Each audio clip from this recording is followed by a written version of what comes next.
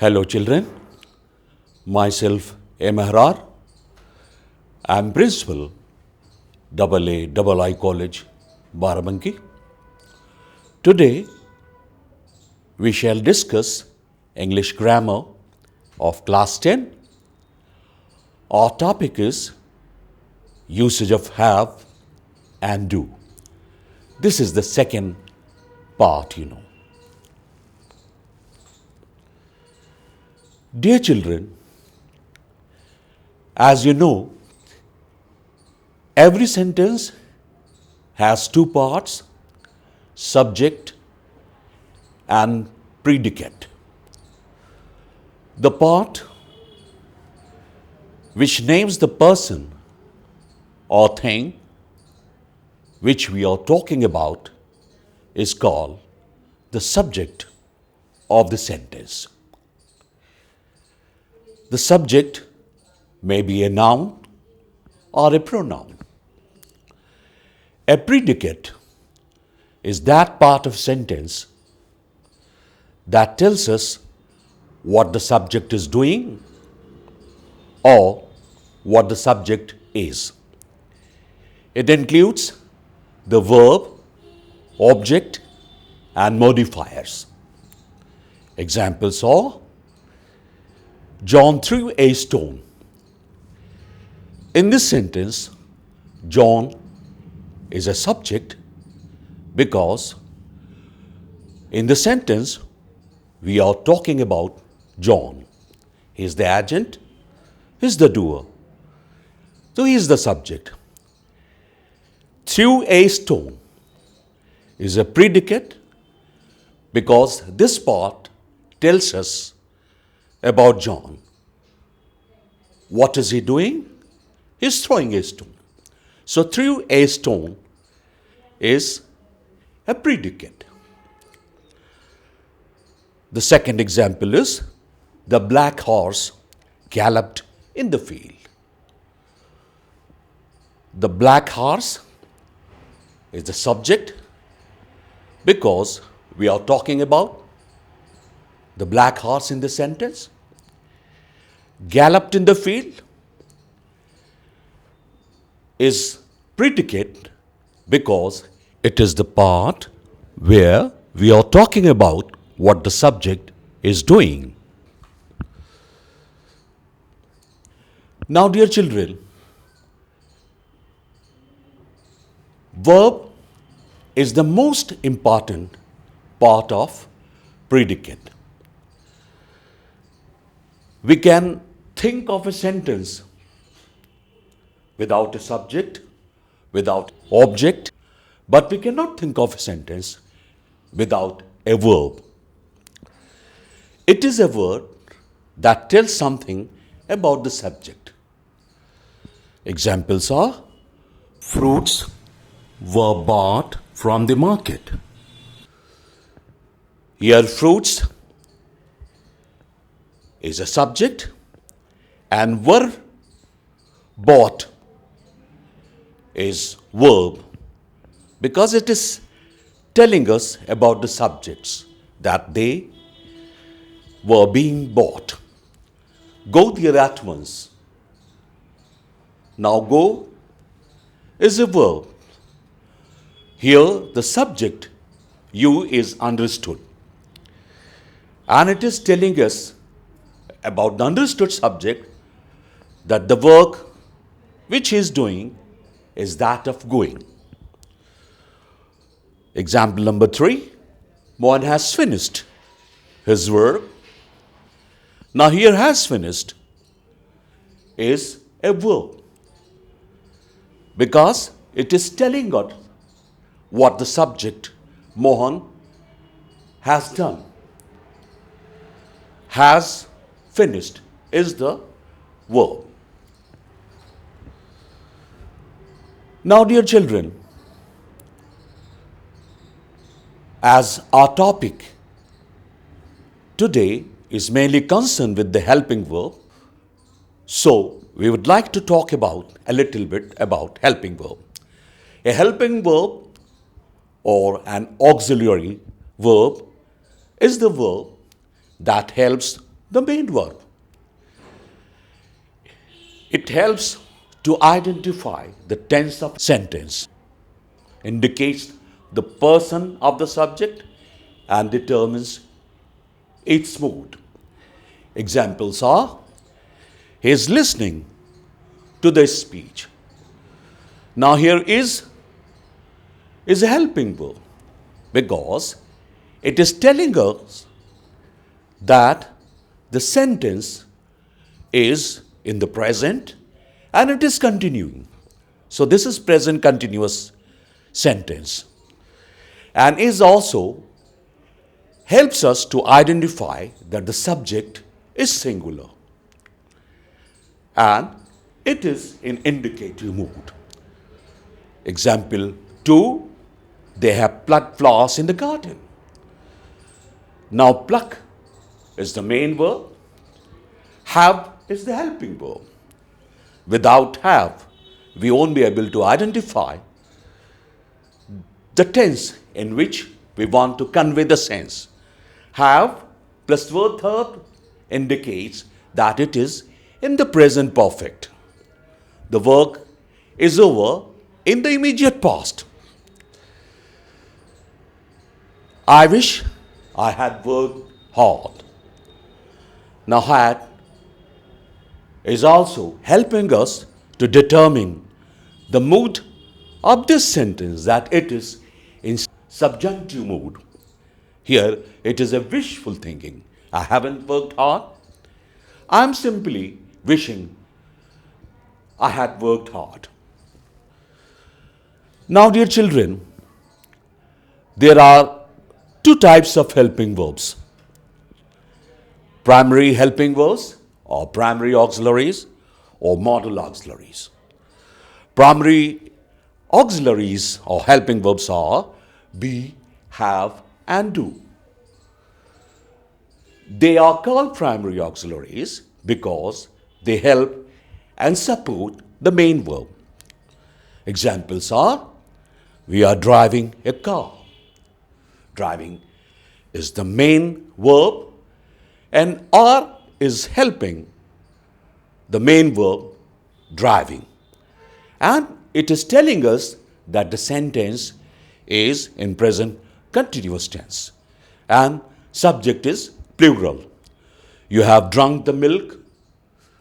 Have is the helping verb because it is helping the main verb drunk and telling us that the sentence is in the present perfect tense and the subject is plural. Now, modal auxiliaries, they express the mode of work. They are may, might, can, could, should, must, ought, to, will, shall, would. Because they tell us the way a work is being done. Examples are: I can speak English, you may leave. In the first sentence, modal auxiliary can shows that the subject I has the ability to speak English. In the second sentence, the modal auxiliary is may. It shows that the subject you is permitted to leave. Now, dear children, in our previous video, we talked about have. Along with be and have, do is also an auxiliary verb as well as a main verb. We have talked about the have in our previous video lesson.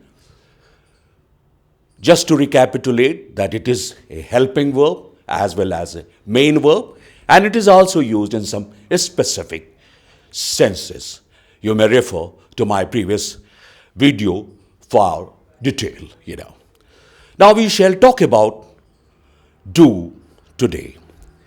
It is, as I told you, as an auxiliary verb and also a main verb, and it is also used in some very specific senses. Some examples, I do not work on Saturdays. Now, do not here is a helping verb, and it is helping us to determine the tense of the sentence. It is in present indefinite, negative, and the subject is plural. You have not done anything wrong.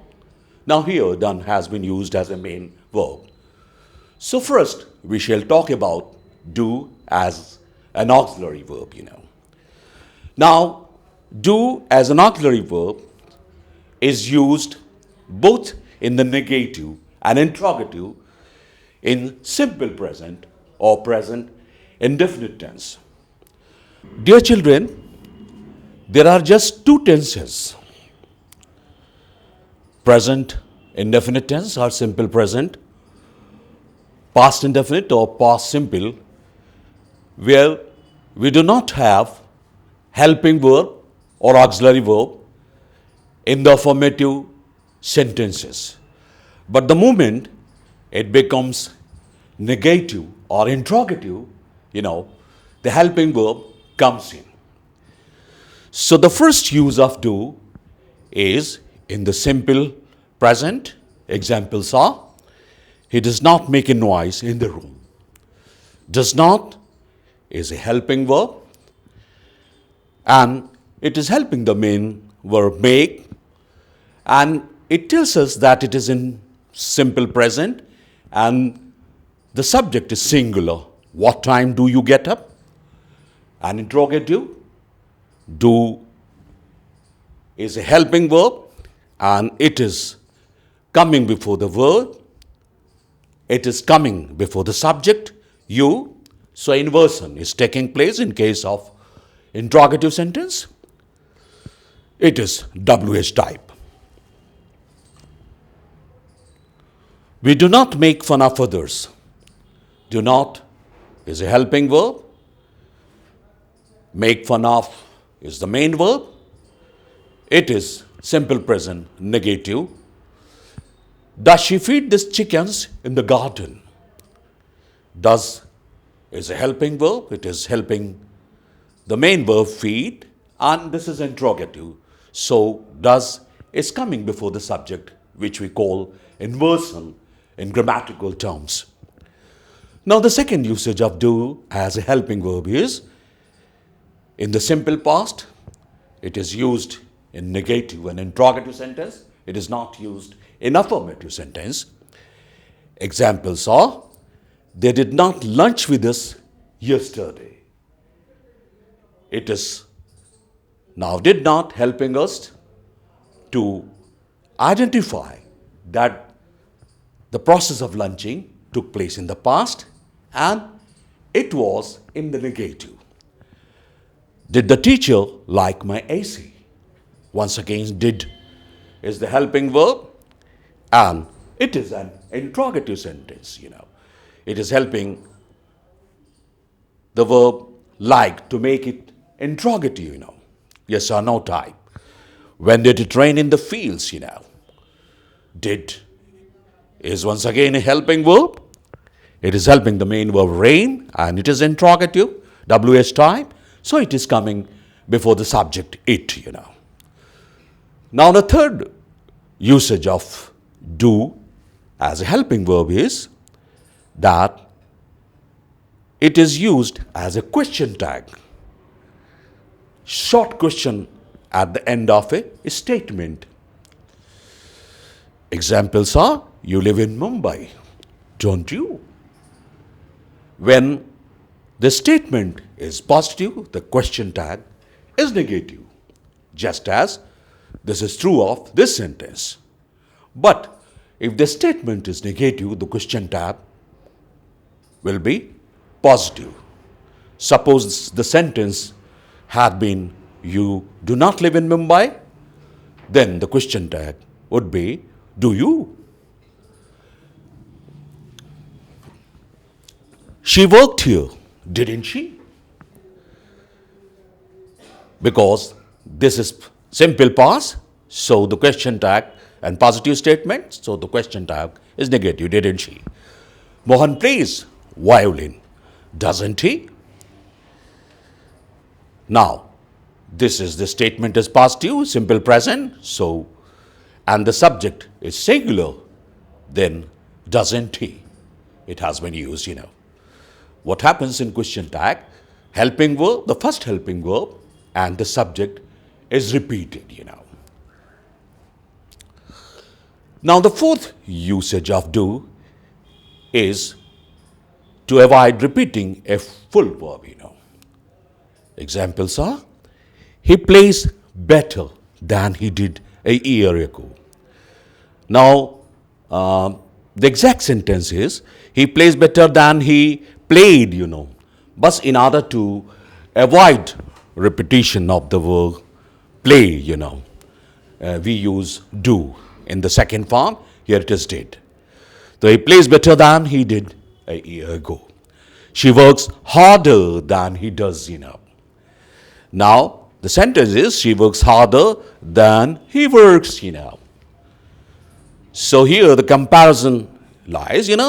So in order to avoid the repetition of the main verb work, we make use of does, in the same tense, in the same number.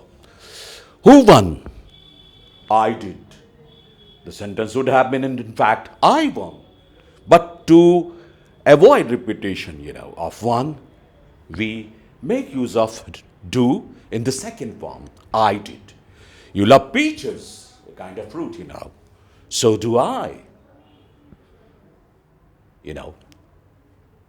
I also love peaches, it means. So love I. But instead of saying, so love I, we say that so do I.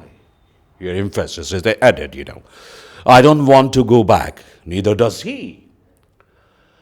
I don't want to go back. Neither he wants, So instead of saying wants, we don't want to repeat the sentence, the verb, We say neither does he. So the fifth use of do as a helping verb is when no other auxiliary verb is present, to emphasize what you are saying. The boy does look tired. Now the simple statement is, the boy looks tired. But if we want to emphasize the thing of being tired, wants to emphasize the thing, then what happens? We make use of do in the same number and in the same tense, because it is present definite tense and the subject is singular, we make use of does. So the boy does look tired. So does here is used to emphasize, Do buy your books, Now the sentence is imperative, subject you is understood. So in order to buy your books, that is a simple statement, do buy your books. Now here emphasis is added, The peon did ring the bell. The peon rang the bell is the normal statement. But if we want to emphasize the whole thing, we say the peon did ring because it is past indefinite tense. So did use.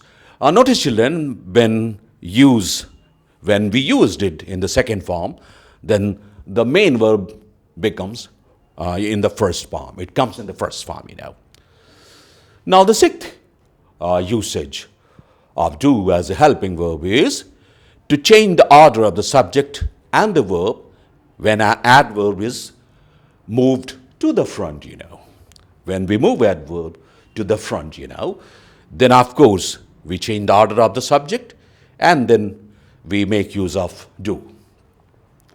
Not only, examples are, not only does he speak French, Here, adverb not only has been used.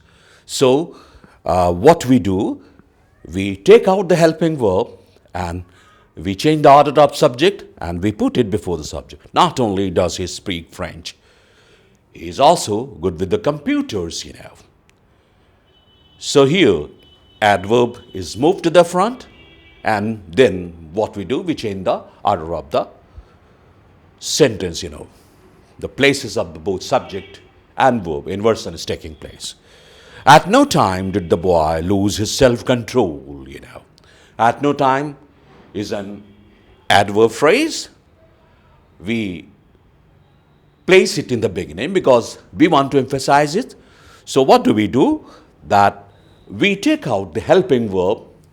Here's the helping verb, is did, and we put it before the subject. So at no time did the boy lose his self-control. Now third sentence is, certainly do they play chess daily. Once again, certainly has been emphasized, so we move it to the front of the sentence, and we also move the helping verb do, because in the simple present, we move the verb do before the subject, So certainly do they play chess daily. Now children, we are now moving on to the second usage of the do, and here it is a main verb, Now as a main verb, do is used as an ordinary verb when we do not say what the action is. When we don't want to specify what the action is, we make use of do instead of the original verb. Examples are, let us do something more interesting. We don't want to specify what we want to do. Perhaps we wanted to play, we wanted to run, we wanted to read, we wanted to have fun, so on and so forth. So we don't want to specify the action, so we use do. Let us do something more interesting. Can you guess what we did yesterday? Once again, we don't want to specify the action, so we use did. Can you guess what we did yesterday? Now the second usage of do as a main verb is that it is used in the sense of carrying out or completing. Examples are, have you done your homework? Now here it is used in the sense of completion, Have you done your homework, That means, have you completed your homework? We did the job in less than an hour. Once again, it has been used in the sense of carrying out. So we carried out the job in less than an hour. So instead of saying that we carried out the job in less than an hour, we prefer saying we did the job in less than an hour, Now, dear children, the third usage of do as a main verb is that do can replace another verb in the context of a task or a service, When we talking of a task or a service, of course, it can replace another verb. Examples are, I have done the report, So instead of saying that I have written the report, now I prefer saying I have done the report. The done is replacing the main verb written here. Second example is, the cafe does Sunday lunches, typical British expression, The cafe does, that means cafe serves Sunday lunches. So Britishers, they prefer saying that the cafe does Sunday lunches, So does here replaces the main verb, serves, Now the fourth usage of do as a main verb is that we use it in the sense of cleaning things or making them tidy. Examples are, the cleaner was doing my room when I came back. The cleaner was doing my room when I came back. Now, doing is used in the sense of cleaning. The cleaner was cleaning my room when I came back. So, we prefer saying that the cleaner was doing my room, More so in informal English or spoken English, The second example is, I'll just do my hair and then I'll be ready. In the sense of cleaning here, do has been used, I'll just clean my hair and then I'll be ready. Now the fifth usage of do as a main verb is that it is used with will or won't to talk about things being enough or acceptable. Examples are, what size bag do you need? A small one will do. What does do mean here? That it will be sufficient, it will be enough here. So instead of saying that enough or acceptable, we prefer saying that a small one will do. The second example is, the box will do fine as a table.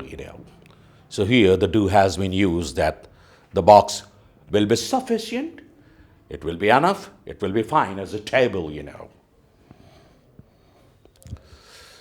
Now the sixth usage of do as a main verb is that it is used to produce or make something, in the sense of producing or making something.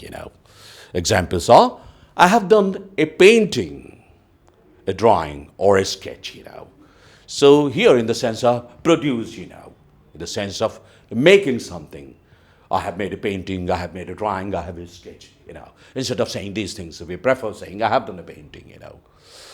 The second example is, I like that photo of you and me.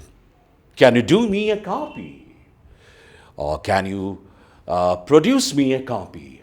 Or you can say a photocopy is being talked about here. Now the seventh usage of do as a main verb is that we use it when we talk about studying a subject.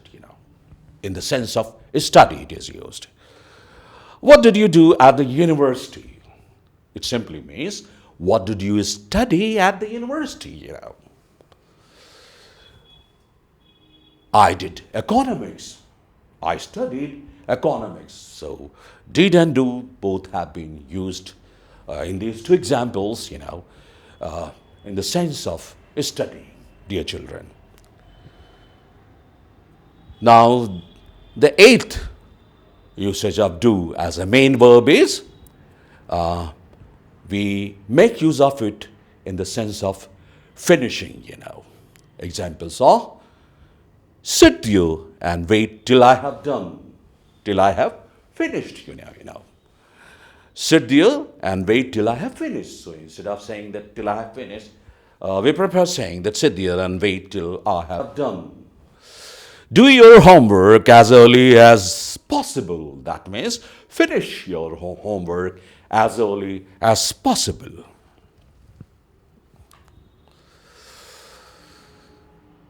Now, dear children, the ninth usage of do as a main verb is in the sense of traveling a particular distance.